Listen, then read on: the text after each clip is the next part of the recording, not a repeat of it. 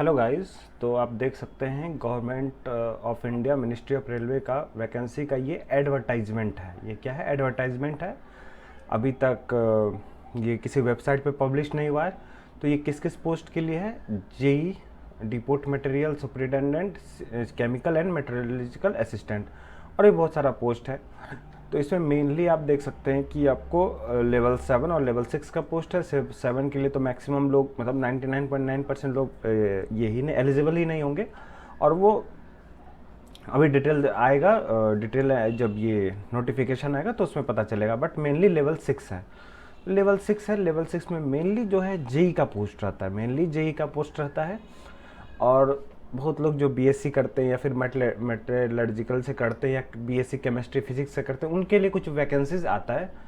तो इसमें आप एज लिमिट देख सकते हैं, 18 से 36 साल है। टोटल 7934 पोस्ट है।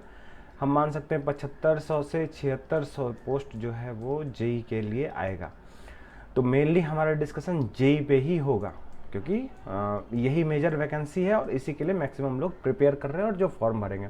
तो सबसे पहले आप देख सकते हैं जेई का वैकेंसी तो 7500 आएगा, मान के चलते हैं। तो सिविल में 70 से 75% आएगा, इलेक्ट्रिकल और मैकेनिकल में 25 से 30%, similar to SSC JE. Civil में ज़्यादा वैकेंसी रहता है और बाकी इलेक्ट्रिकल मैकेनिकल में कम वैकेंसी रहता है, बट फिर भी ठीक ठाक अमाउंट ऑफ वैकेंसी रहेगा। आपको ऐसा नहीं कि कट ऑफ बहुत ज़्यादा डिफरेंस होगा, कट ऑफ भी थोड़ा बहुत ही डिफरेंस होगा। अगर ज़्यादा वैकेंसी रहता है तो ज़्यादा लोग फॉर्म भरते हैं, कम वैकेंसी तो कम लोग फॉर्म भरते हैं। तो इस तरह से आपका जेई का ये आपको इस तरह से वैकेंसी का ये मिलेगा डिफरेंस। उसके बाद आप देख सकते हैं जेई दो तरह का पोस्ट होता है, एक सेफ्टी कैटेगरी और एक non safety category. Safety category जिसमें आपको फील्ड पे ड्यूटी करना पड़ सकता है या फिर आपको मतलब एक्टिवली रेलवे में पार्ट लेना है, तो आप सेफ्टी कैटेगरी के हैं। और नॉन सेफ्टी कैटेगरी के लिए जो ऑफिस वाला ड्यूटी करता है। तो सेफ्टी कैटेगरी में जो आपको मेडिकल स्टैंडर्ड थोड़ा सा हाई होता है। मेडिकल स्टैंडर्ड मतलब आपका आई साइट, आई मेनली आई देखते हैं, तो वो थोड़ा हाई होता है। और नॉन सेफ्टी में आपका थोड़ा लो स्टैंडर्ड भी चलेगा, कोई दिक्कत नहीं है। तो ये मेनली दो तरह का पोस्ट होगा। डेट्स, अब इम्पोर्टेंट चीज़ है, डेट्स भी हम लोग बात करते हैं। तो सबसे पहले तो एप्लीकेशन का डेट आपको बोला जा रहा है कि 30 जून से 29 अगस्त। तो फिर आपको 30 जून के बाद फॉर्म को एक बार नोटिफिकेशन आएगा, तो फिर आपको नोटिफिकेशन रीड कर लेना है अच्छे से। उसके बाद आपको फॉर्म भरना है। तो जब आप एप्लीकेशन पढ़ते हैं, ठीक है, तो सबसे इम्पॉर्टेंट चीज़ है जो कि आपको कोई अभी बता नहीं रहा होगा, कि आपको जो सर्टिफिकेट्स है वो आप बनवा लीजिए। आप जिस भी कैटेगरी से हैं, अगर आपको सर्टिफिकेट लग रहा है या फिर ओबीसी, ईडब्ल्यूएस, एससी, एसटी, तो आप सर्टिफिकेट बनवा के रखिए। नोटिफिकेशन का वेट मत कीजिए, सर्टिफिकेट आपको बना हुआ होना चाहिए। पहला चीज़, मैक्सिमम लोग बनवा लिए होंगे, जो थोड़ा बहुत लोग होंगे वो सर्टिफिकेट अपना बनवा लीजिए। दूसरा, लोगों को कन्फ्यूजन होता है E extremely backward class and OBC. EBC अलग होता है, ओबीसी अलग होता है। ईबीसी में अगर आपका एनुअल इनकम 50,000 से कम है, ठीक है, और ओबीसी आप नॉर्मली है, तो इसका बेनिफिट आपको कहीं रिजर्वेशन में कहीं नहीं मिलेगा। बस जब आप फॉर्म भरिएगा, तो उसमें आपको बेनिफिट मिलेगा कि इसका फॉर्म का दाम अगर 500 लग रहा है तो इनको 250 लगेगा। तो इसलिए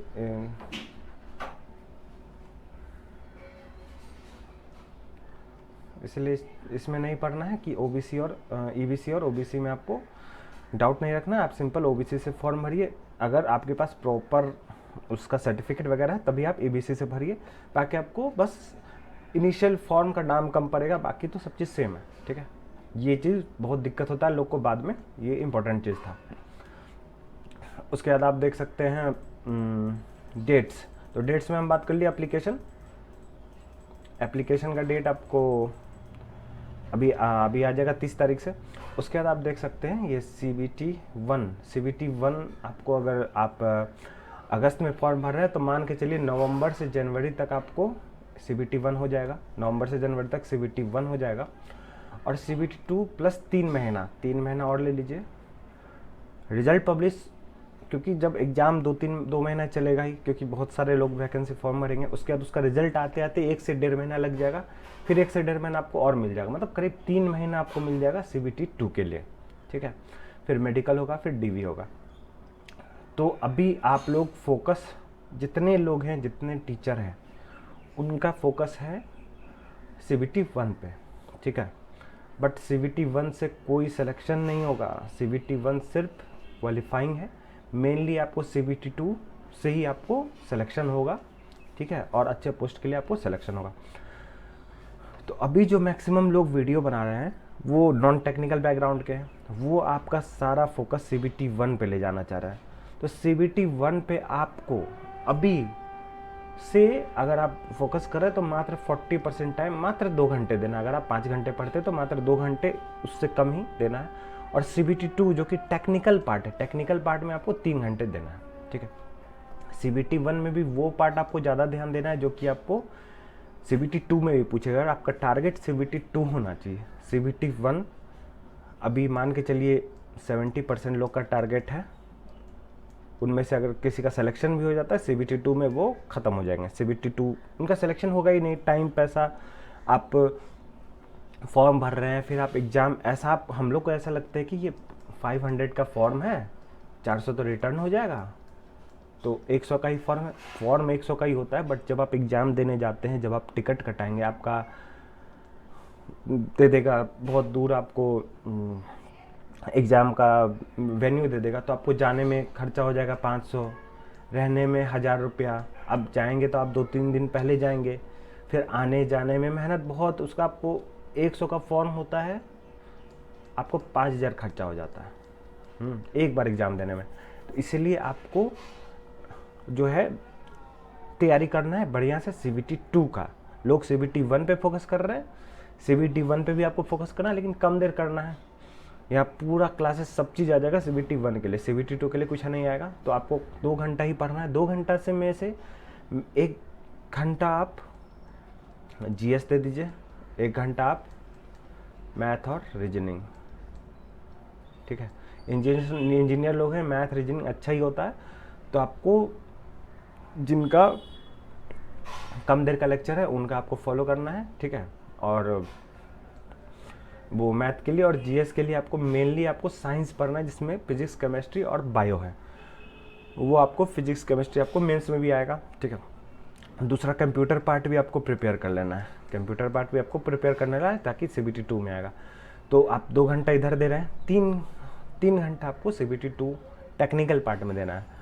तो टेक्निकल पार्ट आप एक साथ 2 सब्जेक्ट लेके चल सकते हैं अभी से। तो जब तक आपको 6-7 महीना हो जाएगा, तो आपका 1 महीना में मान के चलते 1 सब्जेक्ट या 2 सब्जेक्ट इन हो जाएगा, तो 6-7 महीना में 12-13 सब्जेक्ट हो जाएगा। तो यहाँ आप अच्छा फाइट कर दीजिएगा, यहाँ पे होगा। फिर आपको बेसिक प्रिपरेशन है ये GS का, तो फिर आपको अच्छा नंबर आ जाएगा।